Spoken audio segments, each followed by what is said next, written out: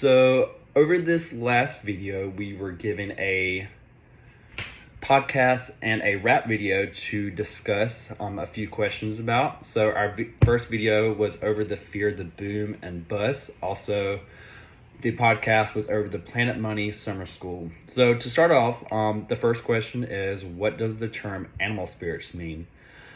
First thing came to mind was like, oh, animal spirits, totem poles, and like past ancestors. That was a big no. So that was kind of how I related to it at first.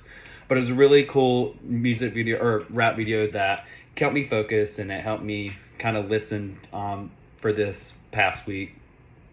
The way they described it was that it related to our emotions and how they play a role in our economy today. Sometimes we let our emotions get the best of us, and we let that pretty much take over. So the emotions take effect, and our economy basically suffers from that. So we believe that is in connection to our, spirit animals and our emotions that will affect our economy. And basically it affects how we buy things and spend money. And yes, so in the short term or long term, that will affect how we live our day-to-day lives in our economy.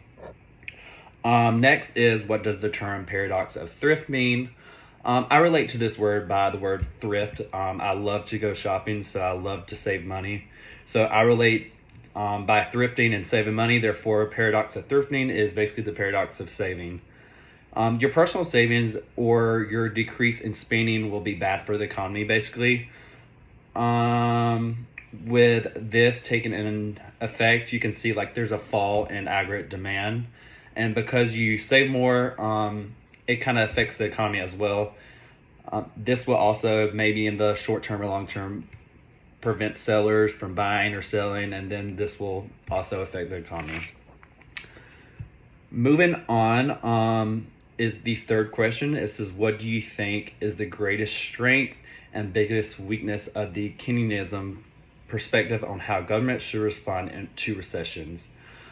Keynes, his idea is basically take control or basically steer the market the way, or the government can take control. He wants to boost our aggregate demand. In relation, the government is basically increase all their spending. So yes, this will help people in the short term. However, the weakness of this will cause a curve in the inflation rate, and this will cause inflation in a negative way to our economy.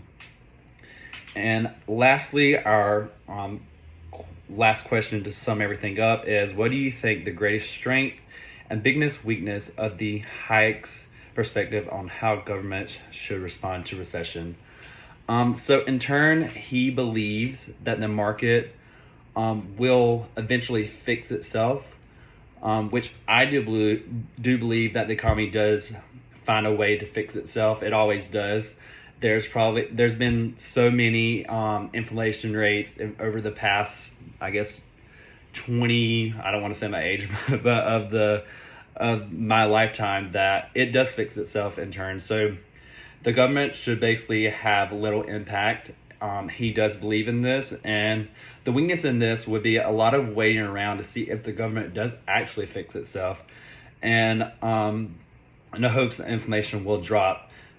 This would be less spending until the economy is back to normal, so we could see how this will be bad because no one's spending money.